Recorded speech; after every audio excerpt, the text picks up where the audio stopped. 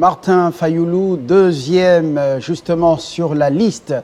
Après Félix-Antoine Tshisekedi Tshilombo, nous parlons de la présidentielle, candidat malheureux, deuxième sur la liste. Il était donc bien parti. A-t-il perdu maintenant son leadership face au profit des Katumbi, Bemba et Mouzito? La question est sur la table de ça fait débat. Et deuxièmement, on parle de l'offensive des FARDC contre les groupes armés. Quelle chance des réussites? Alors, la seconde question sur ces tables. Déjà, deux invités avec nous, en attendant que les autres nous rejoignent. Gabin Loulendou, porte-parole, adjoint de l'UNC, à ma droite. Et puis, Alain Bolodjoa, cadre Lamouka. On peut dire ainsi, très proche de Martin Fayoulou, à ma gauche. On ouvre le débat sans plus tarder. L'heure n'attend pas les autres. Gabin Loulendou, en ce moment, Fayoulou, avec la proposition qu'il fait, une transition de 18 mois. Pendant ce temps, la Mouka s'occupe des réformes et les institutions sont dirigées par la coalition FCC-Cash. Est-ce qu'il y a du réalisme? Je ne sais pas s'il y a du réalisme. C'est à lui de répondre à cette question-là, parce que c'est lui qui est l'auteur de cette idée. Et encore qu'il faudra qu'il nous explique si il doit s'occuper des réformes, à quel titre il va le faire, pour la simple bonne raison qu'on peut se poser la question quelle va être la nature de cette institution-là, et d'autres institutions de la République vont-elles disparaître ou pas? Qu'est-ce qui va se passer? Parce qu'en réalité, lorsqu'on parle de la réforme institutionnelle, cette réforme institutionnelle est multidimensionnelle et certaines réformes vont nécessiter absolument qu'il y ait des lois qui puissent être adoptées, etc. Est-ce que celui qui va pouvoir les faire et comment il va pouvoir les faire? Quelle sera la nature de cette institution? Est-ce que ce sera une institution d'appui à la démocratie? Si c'est une institution d'appui à la démocratie, ces animateurs doivent être nommés par le président de la République. Va-t-il accepter d'être nommé par le président de la République dont il conteste l'élection? Comment ça va se faire concrètement? Donc du coup, il va continuer à dire la même chose, il va continuer à pouvoir évoluer, mais cette évolution, c'est une évolution qui n'existe que parce qu'il est dans ses rêves, dans son imaginaire, mais concrètement, je ne vois pas comment ça va se faire. Deuxièmement, le président de la République a été élu pour un mandat de 5 ans. Voilà. Alors, qu'est-ce que nous faisons de cette constitution qui veut que le président de la République puisse être élu pour un mandat de 5 ans? Je comprends encore cette folie des Genève où on réduisait les mandats du président à 2 ans pour satisfaire les appétits des autres membres de la Mouka qui n'avaient pas participé au processus, mais ce temps-là est révolu. Pour nous, Cash, nous savons que le président de la République, Félix Tshisekedi Tshilombo, a été élu pour un mandat de 5 ans, renouvelable une fois au regard de notre Constitution. Les réformes la réforme de la CENI, réforme de service sécurité, réforme de la Cour constitutionnelle, c'est toujours des mauvaises propositions. Mais nous en parlons tous les jours qui passent, y compris le président de la République lui-même, il parle des réformes. Si nous voulons que les choses avancent dans ce pays, il va falloir faire des réformes. Mais il fait des propositions concrètes. Non, même, je dis, le vrai problème... Il propose même que la Mouka puisse justement piloter ces réformes. Mais à quel titre? Là, il ne répond pas à la question. On ne se réveille pas dans une république, on ne se réveille pas un certain matin, on ne se réveille pas ex nihilo et on dit qu'on va piloter les réformes. On doit avoir la qualité. Il va les faire à quel titre? Quelle est la nature de cette institution qui sera appelée à pouvoir piloter ces réformes? Les animateurs de ces institutions vont être nommés par qui? Or, il est dans une logique de la vérité des urnes qui a commencé à s'essouffler. Du coup, il va dans une logique institutionnelle. Qui va pouvoir les nommer même comme celui, ou en tout cas nommer les gens de la Mouka comme étant ceux qui vont pouvoir piloter ces réformes-là? C'est le président qui continue à être contesté. C'est pourquoi j'ai dit, à un moment donné, il n'y a pas de logique possible. Parce que ce qu'il demande, posez-lui la question concrètement comment cela va pouvoir se faire. Quelle sera la nature de l'institution à créer? Les animateurs de cette institution seront nommés par qui? Quelles sont les missions qui vont être données à ces institutions-là? Quelles deviennent les institutions de la République qui sont chargées de ces réformes, etc. Ce sont des questions fondamentales auxquelles il faut avoir des réponses. Sinon, on raconte un peu des choses, mais sans savoir comment exactement ça va pouvoir se faire. Alain Bolodjoa, une réaction par rapport aux propositions de votre leader, du réalisme ou tout simplement un faux fuyant face à la perte de son leadership sur le terrain au profit de celui qui était le maître, comme on dit, celui qui a sponsorisé sa lutte politique et surtout sa campagne. Il a récupéré les choses à main. Alors, est-ce que le combat pour la vérité des urnes, c'était un vrai combat? Bon, en fait, je tiens à préciser ici que je n'ai jamais été membre de la MOUCA et j'ai craint que cette présentation puisse déjà donner une orientation par rapport à votre question. Vous êtes de l'opposition? Je suis de l'opposition. Moi, je ne suis pas de la résistance, je suis de l'opposition. Et quelle opposition? L'opposition. L'opposition est plurielle. La Constitution n'a pas dit que pour faire l'opposition, il faut impérativement être de la MOUCA. Justement. Je suis de l'opposition. On analyse l'actualité. Quand je vois la démarche telle qu'initiée par M. Fayoulou, effectivement, il y a de contradictions en termes d'approche. Premièrement, je ne vois pas pourquoi M. Fayoulou a initié ces genres de démarches. Parce que je sens qu'il s'est plus comporté en frère de l'Église, cherchant à sauver son frère qui est apparemment, qui ne sait plus comment il navigue à vue. Et voilà pourquoi il fait ces genres de propositions. Parce qu'en réalité, nous n'avons pas besoin de donner des béquilles à ces régimes que je qualifie d'impotents par le simple fait qu'ils ont fait leur choix d'aller dans le sens contraire. Ils ont négligé certaines variables et aujourd'hui ils se rendent compte qu'ils ont été, en fait, ils sont dans un guet-apens, surtout en ce qui concerne nos amis du cash. Tout le monde a fustigé, effectivement, que les élections n'ont pas été bien organisées. Nous avons vu de membres de l'UDPS aller introduire leur recours, s'attaquer même à la Cour constitutionnelle, qui a eu à valider et à invalider certains qui ont été proclamés par la CENI.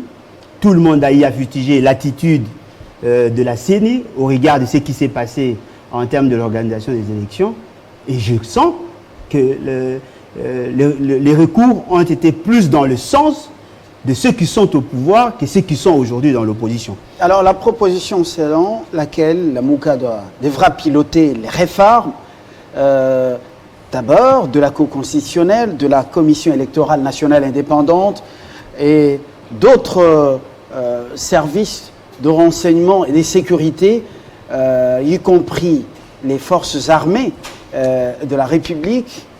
Comment vous trouvez ces propositions? Bon, moi, personnellement, comme je l'ai dit, je n'adhère pas à cette vision, d'autant plus que c'est donner plein pouvoir à cette organisation qui va pratiquement mettre de côté la Constitution. Quelle organisation? C'est cette structure qui propose que l'on mette sur pied pour initier ces genres de réformes. Ça, c'est déjà refonder l'État. Je ne suis pas d'accord. Mais ce qui est vrai par rapport à la vérité des urnes, apparemment, nos frères du cash semblent oublier le pourquoi des élections dans ces pays.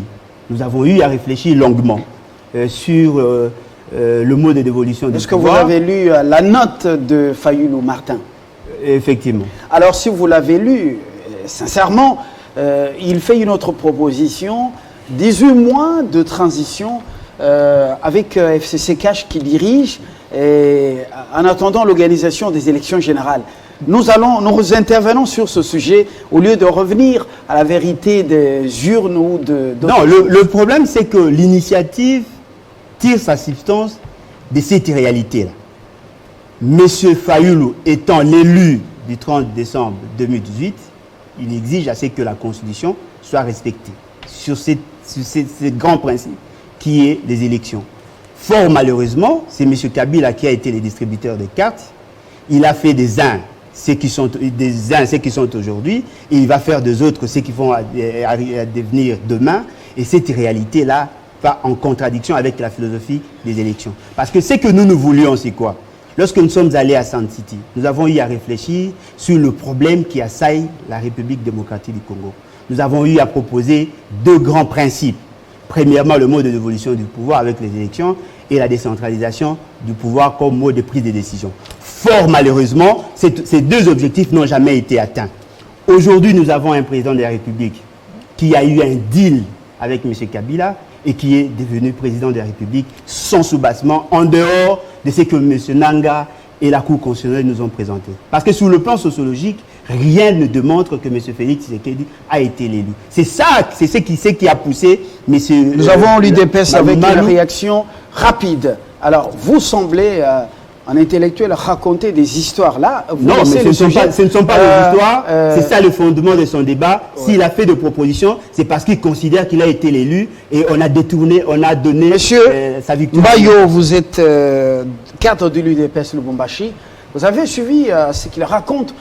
C'est sur base de ce sujet, de cette note que propose Martin Fayulu, les réformes qui doivent être ou qui devront être pilotées par la MOUCA, réformer la CENI, la Cour constitutionnelle, les services de sécurité et de renseignement, et puis, en 18 mois, passer aux élections générales, c'est-à-dire après une transition. Fayulu a-t-il évolué ou il est en contradiction avec lui-même? C'est lui qui le soutenait la fois passée, il est en train de le contredire. Non, je le soutiens dans une autre démarche. Bien, mais avant toute chose, je voudrais saluer la présence du confrère Gabin Loulendu, avec qui nous partageons la même assiette politique, le cash. Mais par la même occasion, je témoigne tous les sentiments patriotiques à mon compatriote Bolodjoa. Tout de suite, l'histoire nous donne raison en ce jour. Nous l'avons dit que Fayulu était un accident politique dans le populaire. Et personne ne pouvait nous croire. Qui dit accident politique dans le populaire veut dire que c'était un citoyen qu'on a jeté au devant d'une scène politique pour qui on a fait et association de logistique et association du personnel politique. On lui dit, ben on vous présente Fayulu. Mais voilà qu'aujourd'hui qu'il est en perte de vitesse. Par le simple fait que Mokolo Tonga, Botoli Tonga, vous pensez que la ronde que Katumbi fait aller, c'est pourquoi? Il va récupérer tout ce qui avait été collé en son nom et qui donnait l'image simulée de Fayulu. C'est pas pour dire merci aux Congolais. Non, pas du tout. Qui l'aurait soutenu pendant le temps de son exil. Vous dites que je viens de Lubumbashi. Alors je dis, donc c'est pas ça qu'on nous raconte à Non, non, je crois que c'est un mensonge médiatique ou dans les réseaux sociaux. À propos des propos de mon compatriote Bolodjoa, je trouve qu'il s'est contredit. Et c'est ce qui prouve à suffisance que l'opposition en ce jour est une véritable tour de Babel. Je m'explique. Voilà que lui-même vous dit qu'il n'est pas ici pour compte de la MOUCA. Vous l'avez présenté comme un proche de Martin Fayulu. Mais prenant parole, il le remet en cause dans son postulat au nom du dynamisme politique. Et par la même occasion, il dit que sur le plan sociologique, Fayulu a écrit cette proposition puisqu'il est censé être celui qui avait été élu aux élections. Je vais vous faire rire. Fayulu a été battu de fond en comble.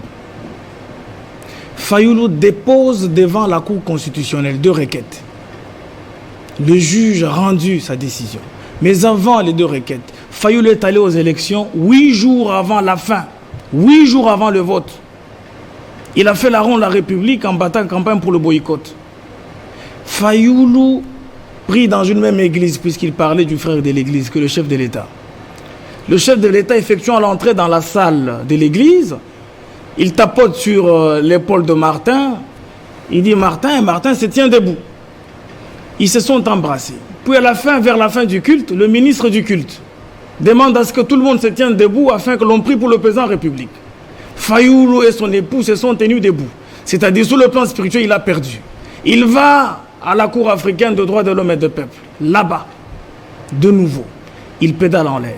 Et donc, Fayulu s'étant rendu compte que la MOUCA est réellement une véritable tour de Babel et que lui, s'opposant en ce jour à un choix entre guillemets de Moïse Katumbi comme chef de file de l'opposition, puisqu'il faut dire qu'il est le seul élu de son parti, et que par la même occasion, il pense qu'il jouerait un peu au sphinx délimité, qui proposerait des choses en attendant que cela produise des réalités. Mais les poids sont différents. Les poids sont différents. Je voudrais un peu paraphraser Matungulu qui disait que ce n'est pas sur base de mensonges que l'on peut fonder une réclamation politique. Même la protestation ne tiendra pas debout. Et donc, ce que raconte mon compatriote, c'est pour le plaisir de le faire. En réalité, les propositions de Fayoulou violent la Constitution. Je ne sais pas d'où ça vient. Ça ne tomberait jamais. On dirait que ça tomberait du ciel comme de la manne, mais ça ne viendra jamais. Ça veut dire que Fayoulou a évolué et qu'il est fatigué de se battre pour la vérité des urnes, puisque c'est imaginaire. Puisque c'est imaginaire. Et donc je voudrais que mon compatriote se sente à l'aise. En principe, je pouvais être du côté du confrère Gabin Loulendu. Fayoulou a évolué. Je me demande à quoi il va ressembler en 2023. Ça sera très beau. Hein. Voilà. Alors, mais parce qu'il faut équilibrer. Gabin, je reviens à vous. Dans le cheminement, je voudrais que notre ami, parce que vous voyez que la table n'est pas très équilibrée, l'absence d'une autre opinion politique, on revient à vous pour répondre. Vous êtes éclairé, édifié? Non, je ne pense pas. Ou bien ce sont des histoires qu'il raconte? Nullement, ça a été conçu bien avant, ces discours, nous l'avons déjà entendu. On voudrait nous faire voir que M. Félix Tshisekedi a été le choix du peuple. Mais tout le monde le sait.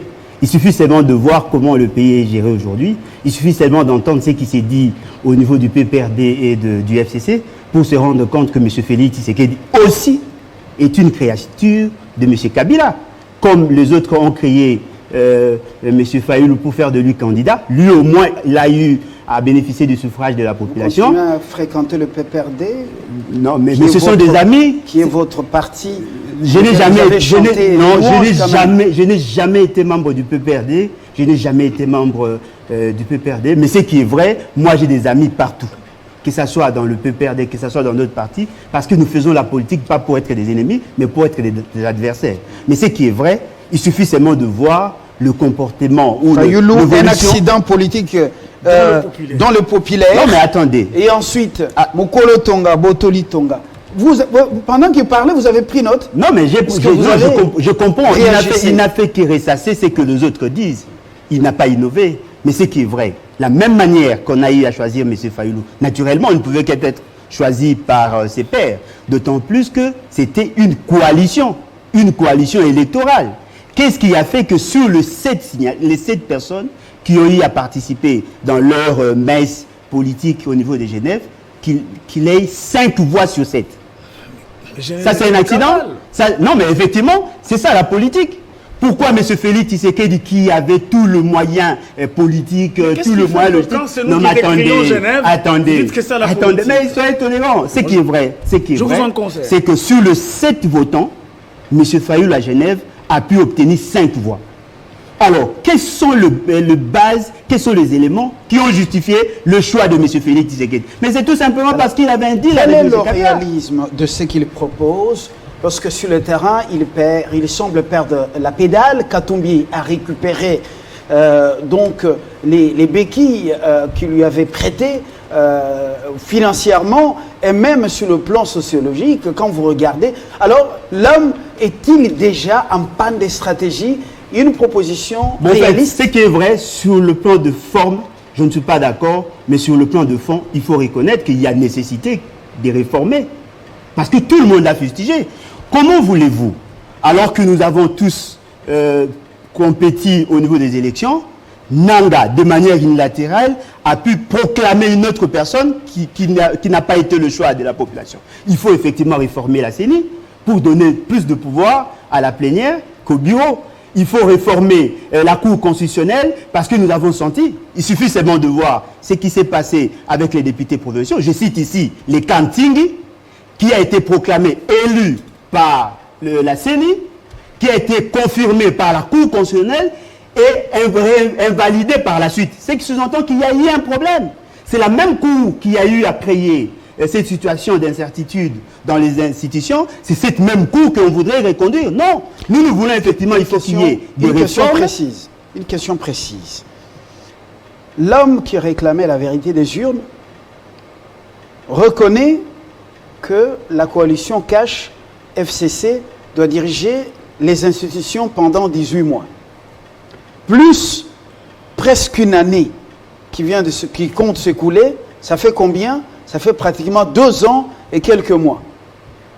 Cela signifie que le président élu, entre guillemets, Martin Fayoulou, reconnaît la légitimité de ces institutions. Non, mais il y a des institutions de fait. Je n'ai pas terminé. Il y a des institutions de fait. Comment expliquer cet embrouillamini au niveau de ces acteurs politiques congolais? Bon, moi je voudrais nous rappeler sur un fait politique de taille qui nous a conduits aux élections.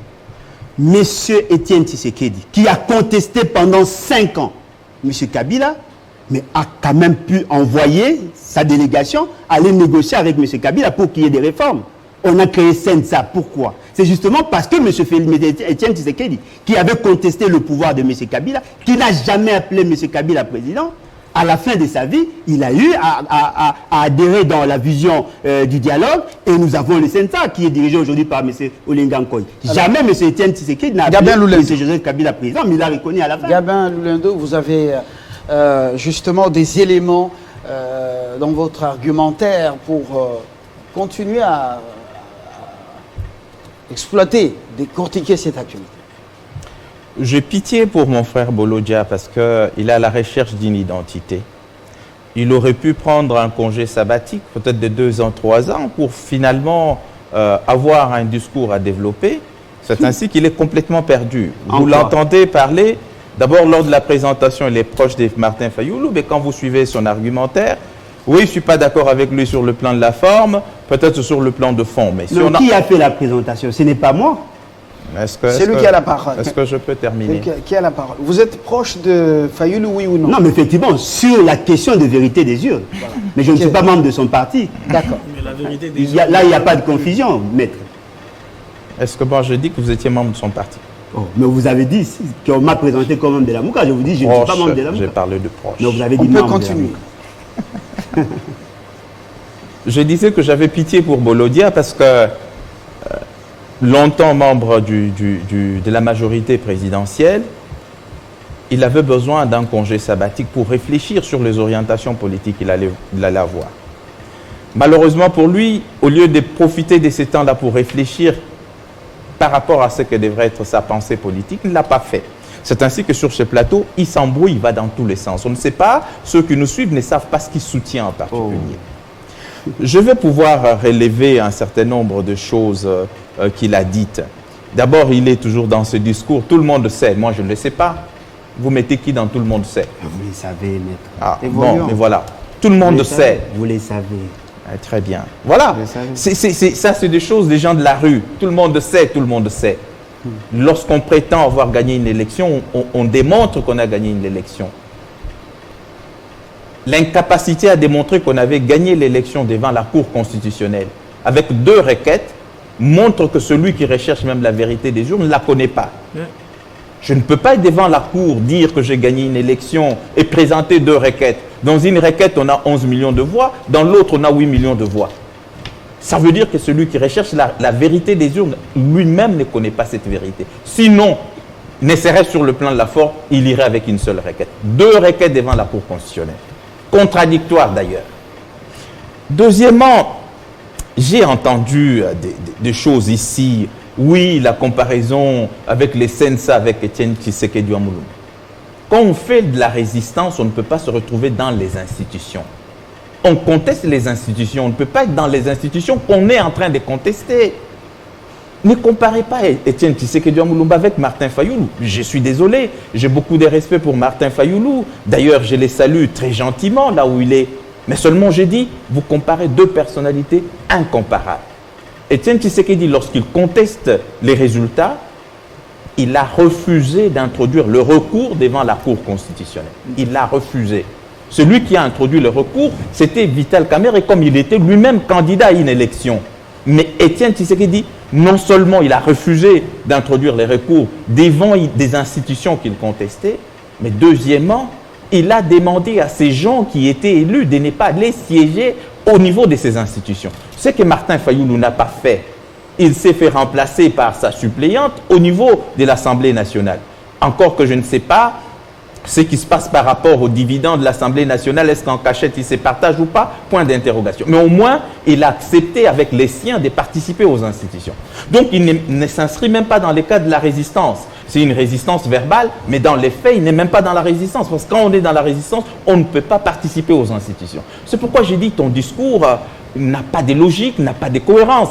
Parce qu'on te suit aussi bien sur le plan de la forme que sur le plan du fond, on ne retient rien en réalité. Qu'est-ce que vous soutenez? Réforme, mais tout le monde en parle. Qui nie que dans ce pays, on a besoin des réformes? Mais ces réformes ne peuvent être opérées que par les institutions de la République. Si vous me dites qu'il y a une institution qui va opérer les réformes, quelle est la nature de cette institution? Ce pouvoir-là lui sont donnés par quelle institution ou par quelle loi de la République? Comment les choses vont se faire in concreto? Vous aurez du mal à répondre à ces questions-là. C'est pourquoi j'ai dit, ni le fond ni la forme, le raisonnement que vous développez ne tient pas. Parce que nous sommes tous conscients que ce pays a besoin de réformes et ces réformes vont être amenées par les institutions de la République. Que vous puissiez me dire, mais vous voyez comment le président a du mal à gouverner. Mais c'est ça la démocratie. L'état de droit veut dire les règles qui ont été préétablies sont supérieures à la volonté d'un individu. Ce qui signifie qu'une fois que nous avons accepté les élections et qu'il y a une partie, ou en tout cas un parti, quand je dis une partie, c'est en termes pas un parti politique, mais une partie a gagné les élections, eh bien cette partie-là gouverne. Et comme nous avons mis en place ce qu'on appelle la coalition, il faut de temps en temps des discussions, des négociations pour trouver des compromis. Mais cela ne peut pas être interprété comme étant le fait de dire que non, le président de la République n'a pas gagné l'élection, ce serait Martin. Sinon, Martin au moins irait avec une seule requête, ce qui n'est pas le cas.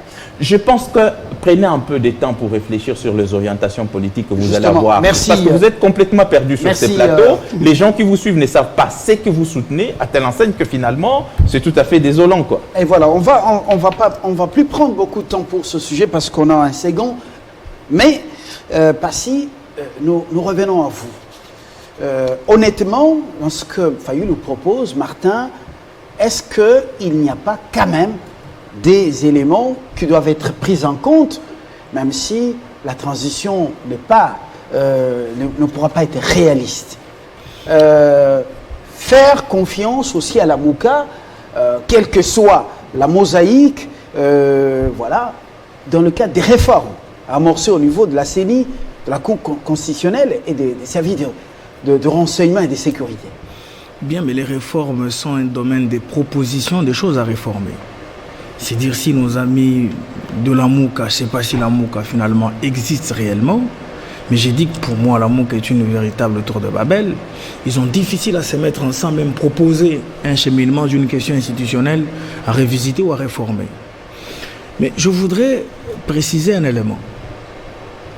La politique congolaise en ce jour ressemble un peu à notre catch local, où quand vous recevez un coup, vous tombez, et pour vous tenir debout, vous allez dans le coin du ring, vous secouez un peu les Nzingaombo, et puis par la suite, vous revenez, vous donnez un coup à l'autre. D'abord, en termes de marabout, le camp de la Mouka, ce sont les téléguidés de Glencore, de Soros et de Mo Ibrahim. Relativement à la politique de notre pays, vous pensez que quand ils se font inconditionner de ces gens, ils pourront proposer quelque chose de pur et de juste? Non. Lorsqu'on est dans une phase de changement, le changement, écoutez, c'est comme de l'eau. Hein. Vous refusez de boire, vous allez vous en laver. Et donc, la proposition de Martin Fayulu est douteuse. Elle manque de pureté. Pourquoi? Parce qu'on ne sait pas si l'idée venait sincèrement de lui, même si ça pouvait être une idée sincère. Il faut savoir sur quel terrain l'idée tomberait ou la proposition tomberait. Vous venez d'une élection. Vous êtes à 9 mois d'une élection générale. Vous avez perdu aux élections à tous les niveaux. Vous, Martin Fayulu et compagnie. Et puis par la suite, puisque on a été envoyé aux élections, Fayulu a été envoyé aux élections, il n'est pas parti aux élections. Et donc, il doit faire rapport aux marabouts qui l'ont soutenu d'une manière ou d'une autre. Voilà qu'il propose une histoire téméraire. Moi, je trouve que c'est de la témérité. Mais qui pourra prendre en compte, pour paraphraser le confrère Gabin, nous avons d'abord des problèmes de réglage au niveau de la coalition. Derrière cette note de Martin Fayulu, est-ce que la bande des Glencore, Mo Ibrahim, Soros, est-ce que cette bande n'est pas en train d'étirer les ficelles tout en croyant peut-être à l'évolution des choses en leur faveur? Mais tout à fait, je vous donne un exemple. Jeune Afrique a publié il y a de cela 60 jours. À 2 jours de la sortie du gouvernement, un magazine sur lequel, à la page d'accueil, on met l'image du président de la République en grand titre. Félix Tshisekedi ou RDC, un gouvernement ingouvernable. Et en bande rouge, en bas, il est précisé, nous vous signalons que ce magazine n'est pas à vendre, il est distribué gratuitement. Et le prix du magazine Jeune Afrique en RDC est de $6,50. Et s'ils en ont imprimé 1 million d'exemplaires, vous imaginez un peu le topo des marabouts? Raison pour laquelle Martin Fayulu, il doit écrire autrement son histoire politique. C'est connu, Jeune Afrique, bien en sens qu'il veut, et aussi fait des faveurs ou des beaux yeux à qui il veut. On connaît que ce Jeune Afrique est toujours jeune dans ses approches. Tout à fait. Ce n'est plus un secret. Même nous, des médias au Congo, on connaît la manière dont Jeune Afrique s'y prend. Petit élément.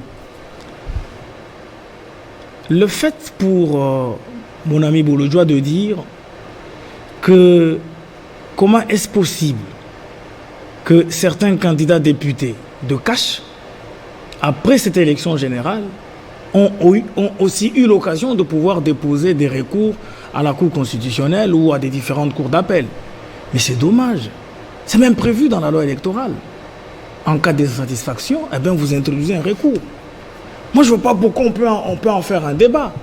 Il y a des recours qui ont été introduits aussi par la Mouka. Il y a des recours qui ont eu des résultats positifs et les autres ont pédalé en l'air. Ce n'est pas ce qui peut faire sujet de débat. Ce n'est pas ça qui peut fonder, évidemment, Martin Fayulu et compagnie à fonder leur postulat actuel et en même temps remettre en cause ces élections de 2018. Moi, je pense il serait mieux pour Martin Fayulu d'oser encore une fois, qu'il se pèse lui-même sur la balance, cherchant à savoir si je perds au choix du candidat commun de l'opposition, disons, je voudrais dire, du chef de file de l'opposition, est-ce que je peux facilement jouer le rôle d'un grand opposant extra-institutionnel comme l'avait été Tshisekedi à l'époque? On ne peut pas comparer, je donne raison, confrère Gabin. Il n'y a pas de comparaison entre Fayulu et Tshisekedi. Et voilà. On termine, du moins pour ce premier sujet, avec vous, Alain Bouloudjoa. Vous avez des éléments de réponse à toutes ces affirmations quand même? Bon, en fait, je voudrais faire quand même deux réactions par rapport à ce qui s'est dit. Premièrement, je dois rappeler à Maître que nous avons connu dans ce pays M. Etienne Tshisekedi, qui avait effectivement interdit à tous ses députés de ne pas siéger, mais nous avons appris par les sources officielles que sa tante, sa sœur et son fils percevaient aussi les émoluments. C'est un mensonge. Ça a suscité débat, nous en avons parlé, et tout le monde sait que M. Félix Tshisekedi percevait aussi des émoluments, alors que son père avait interdit à ce que le député siège. Tous les députés qui ont siégé sont aujourd'hui dans l'UDPS. Pas tous, c'est la quasi-majorité. Voilà, la quasi-majorité. Les autres ont créé des partis. Aujourd'hui, vous avez le président du Sénat, le vice-président du Sénat, qui est votre allié, qui était parmi ces gens. Mais comment est-il arrivé là sans l'appui de M. Félix Tshisekedi? C'est justement parce qu'il a été soutenu. Quand M. Félix Tshisekedi percevait l'argent, certainement aussi il a eu à faire la rétrocession au niveau de son parti, maître. Vous voyez, donc quelque part, l'histoire ne vous rattrape pas moi. Moi, effectivement, je reconnais avoir soutenu M. Kabila.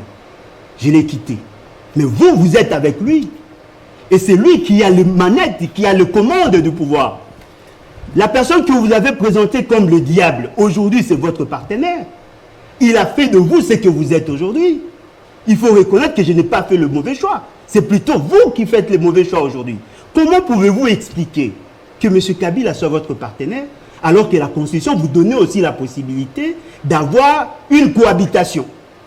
Pourquoi avez-vous choisi la coalition? C'est justement parce que vous avez la même philosophie. Il suffit. Non, ne réagissez pas, c'est mon temps de parole. Ben oui, mais puisque... Ce qui est vrai, Kabila aujourd'hui, qui étaient les démons, en principe devaient être en prison.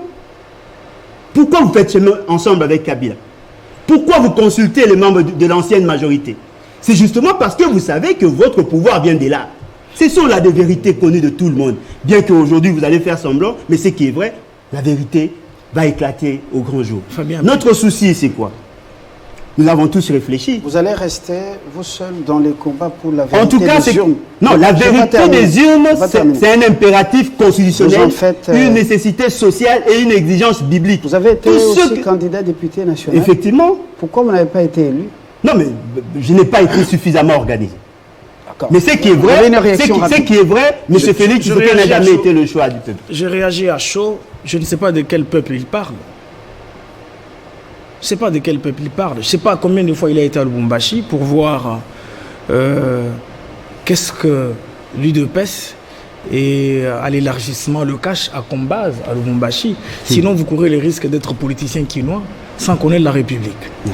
Le fait pour lui de dire tout à l'heure que la Constitution consacre la cohabitation, mais c'est un mensonge. Non, je n'ai pas dit, il donne la possibilité d'avoir. Écoutez, j'ai la parole, je voudrais arriver. Ne dénaturez pas ce que je n'ai pas. Finalement, ça complique les bidons. Alors j'ai dit ceci.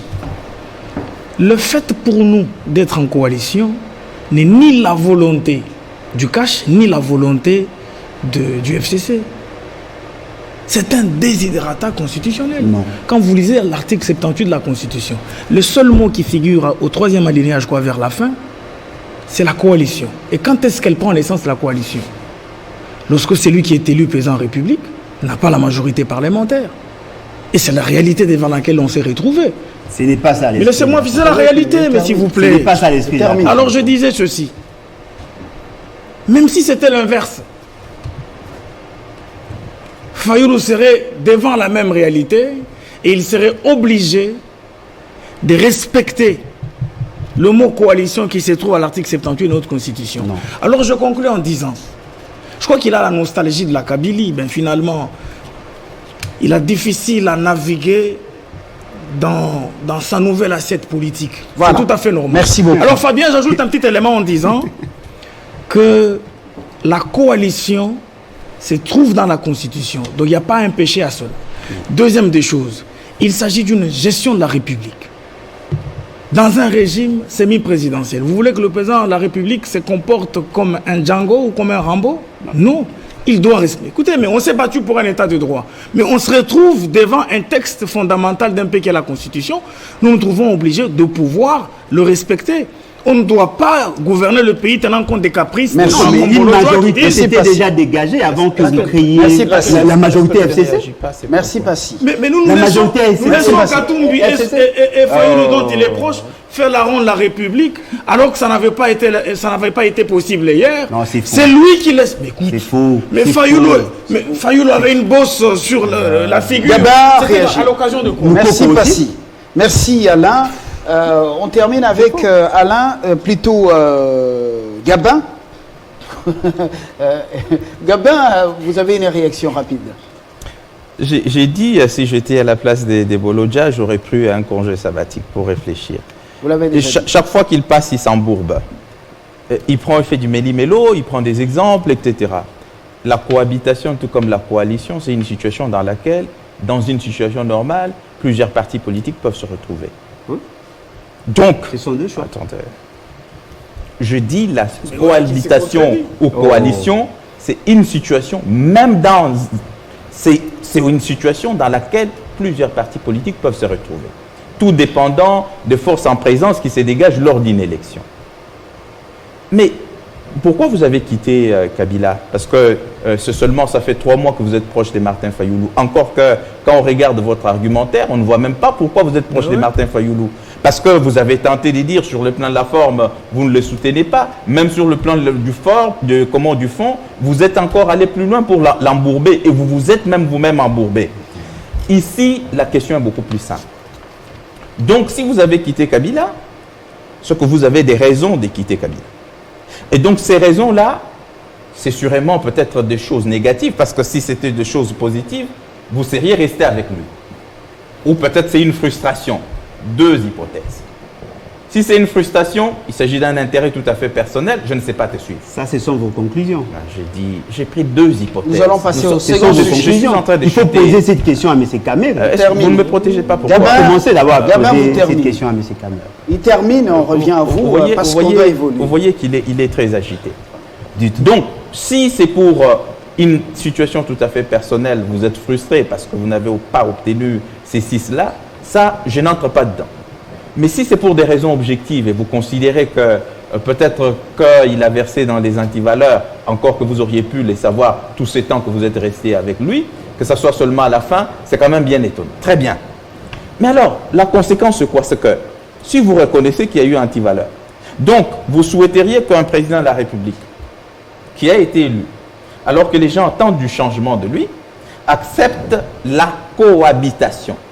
Ça signifierait, Monsieur le Président qui a été élu pour apporter les changements, va continuer à garder ses bras croisés, à regarder les autres gérer la République, et en 2023, on va lui demander de rendre compte. Voilà. Cette position-là, ce serait beaucoup plus suicidaire. Vous êtes plus en cohabitation qu'en coalition. Il faut voir ce qui s'est fait. Est-ce que je peux parler? Il y a 2 ordonnances en souffrance aujourd'hui. C'est quand même bien difficile de débattre avec vous parce que vous faites trop des méli-mélo. Maintenant, vous voulez m'amener à débattre sur les ordonnances alors qu'on parle de la cohabitation. Alors, non, mais c'est ça la gouvernance. On ne parle pas de la coalition FCC-Cash, mais on parle de la proposition de Fayoulou Martin. Ne faisons pas de l'amalgame. Vous chutez pour... Protégez-moi quand même.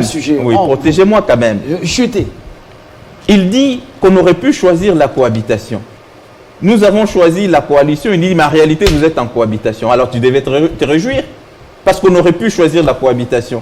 Nous avons choisi la coalition alors qu'en réalité, nous sommes dans la cohabitation selon vos propres mots. Donc, vous devrez vous réjouir. Merci. Donc, c'est pourquoi j'ai dit qu'on suit votre raisonnement, à un moment donné, il s'arrête.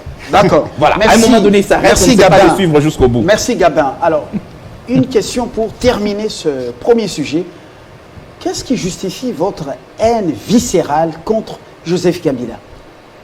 Je ne l'ai jamais manifesté, en tout cas.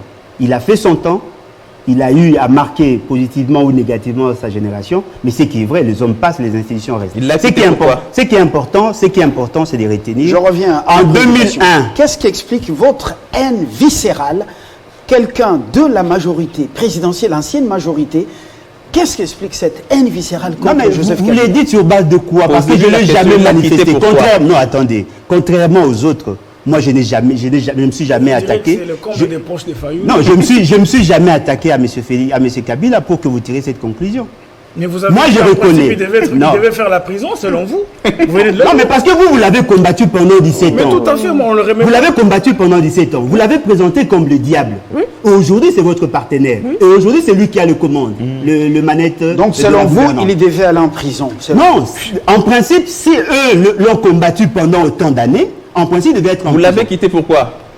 Non, mais vous avez commencé d'abord à poser cette question à votre président. C'est pourquoi j'ai dit Bologna. Non, mais laissez-moi. C'est le second sujet. Maintenant, nous allons dans l'Est. Apprends à te calmer. Tu vas construire un raisonnement. Non, mais je vous retire la parole. Mon raisonnement est je vous retire la parole. Parce que vous l'avez combattu. Je vous retire la parole. Vous êtes en coalition. Je vous retire la parole. Le second sujet, c'est donc les opérations de grande envergure.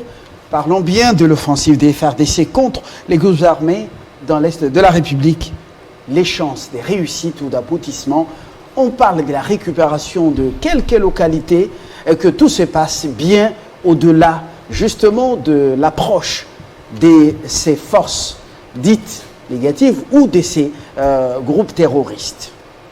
Qui devait prendre la parole? Je prends la main. Voilà, Mbayo. Bien, Fabien, je disais qu'il aurait fallu que ces choses s'arrêtent.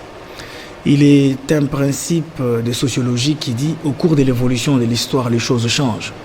Aussi longtemps que la société dans laquelle nous vivons n'est pas statique, mais plutôt dynamique, en perpétuel changement et en perpétuel devenir.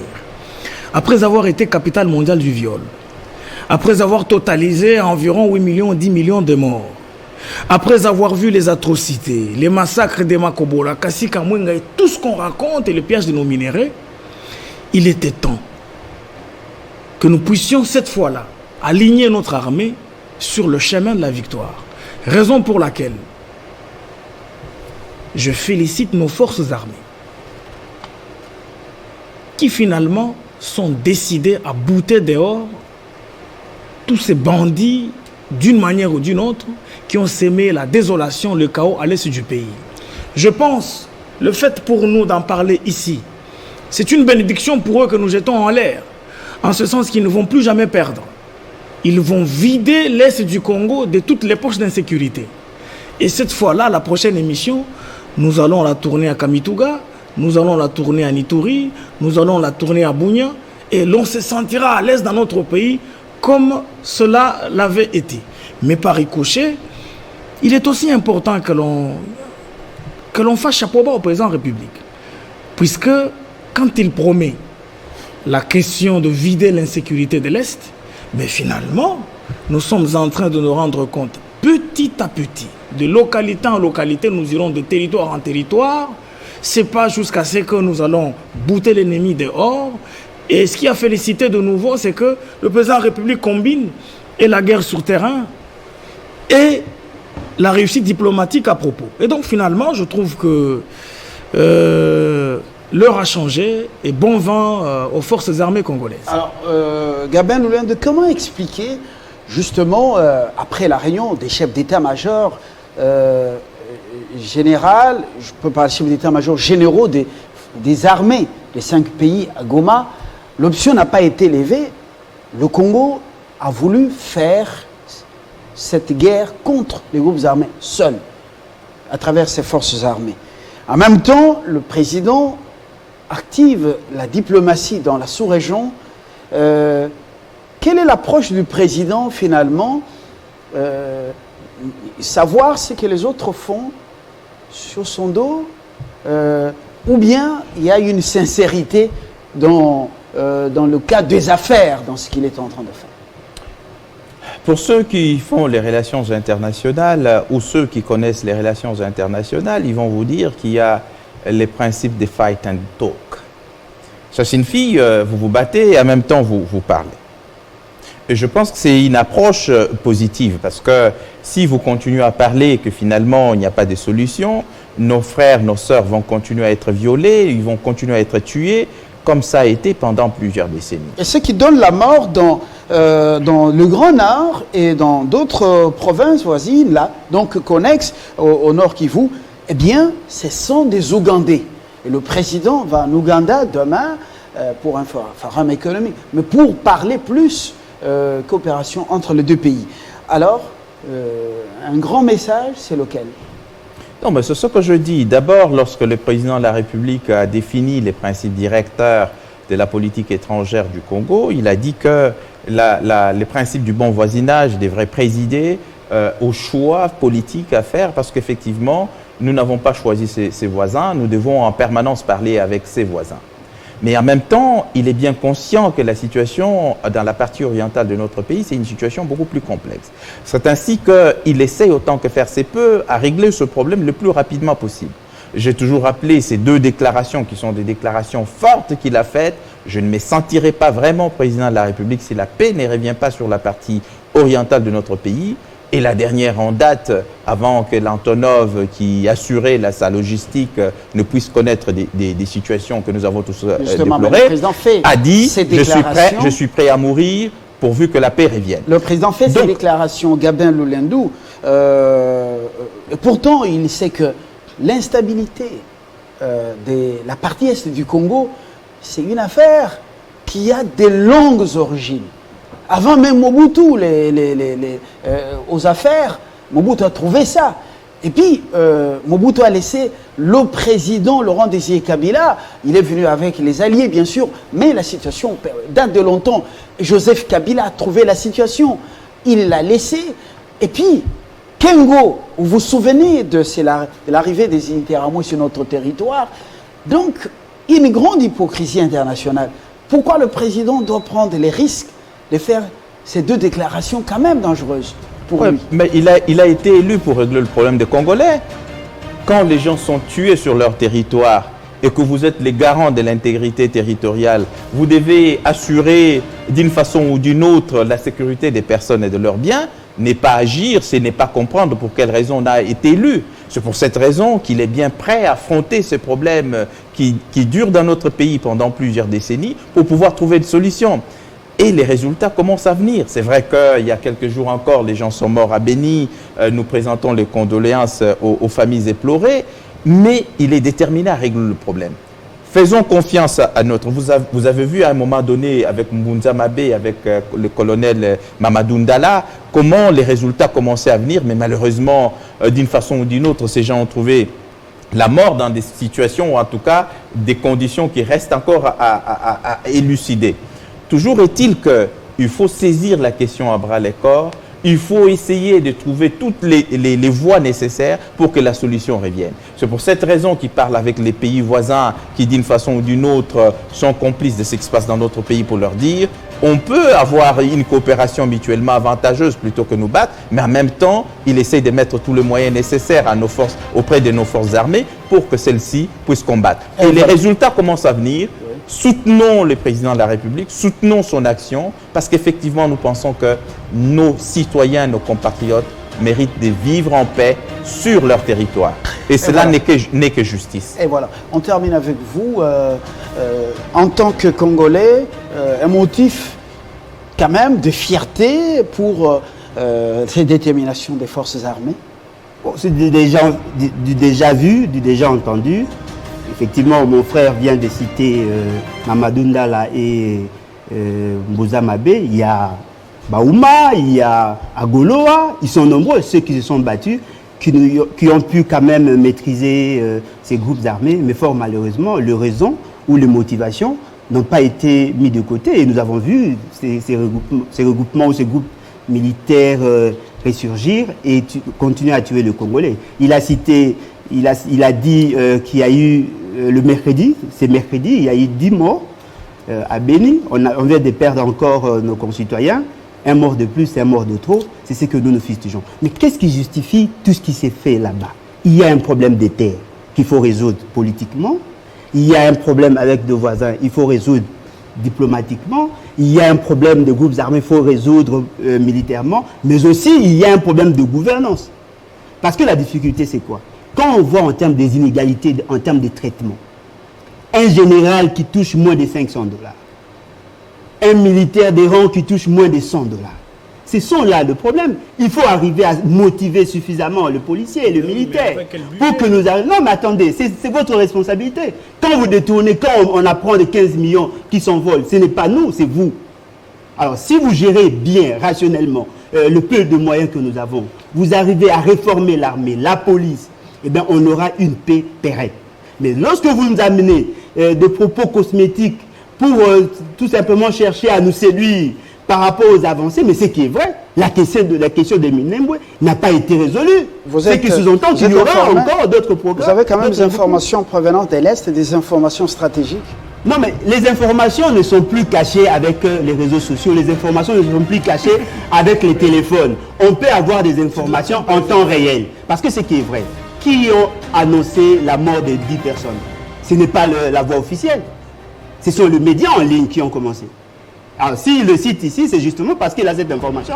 Nous avons vu de photos, et ce qui est déplorable, quand nous entrons en contact avec nos frères de l'Est, ils se sentent plus en insécurité, contrairement à ce qu'on nous dit ici. Alors, pourquoi à Kinshasa, il y a de l'agitation dans certains milieux, des réunions se multiplient pour justement amener le président à bout de souffle et à compter avec eux, à les consulter pour amener la paix dans l'Est du pays? Non, mais effectivement, parce qu'il y a une dimension sociologique que lui ne maîtrise pas.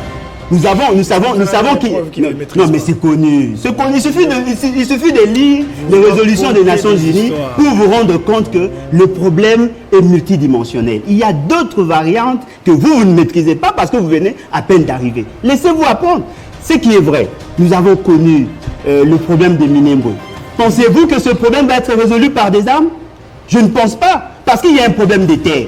Vous voulez mettre fin aux Maïmaï qui sont organisés pour sécuriser leur terre et vous pensez que le fait de les tuer ou de les maîtriser, ils vont laisser leur démarche. Alain Bolodjoa, à Béni Boutembo, est-ce qu'il est question de problème des terres? Les ADF cherchent-ils des terres Alors, sinon il serait l'avocat de J'ai dit Bongo. Minembwe. je vous remercie. Minembwe, c'est notre paire de manches. Tout à fait. Passimba est au cadre de l'UDPS Lubumbashi. Alain Boulodjoa, il est de l'opposition. Coordonnateur de la nouvelle classe politique de l'opposition. Et puis, il refuse qu'il est proche de la Mouka. De loin ou de près de Fayoulou, c'est un peu difficile de le déterminer. Gabin Lulendo, porte-parole adjoint de l'UNC. Alors, il y a un qui nous a manqué pour justement amener un peu plus de saveur à ce débat. Mais vous avez compris, les contretemps. Voilà. C'était une voix pour équilibrer le débat. Bonsoir, nous continuons le débat. La République va donc aller encore beaucoup plus loin. En marche. Au revoir.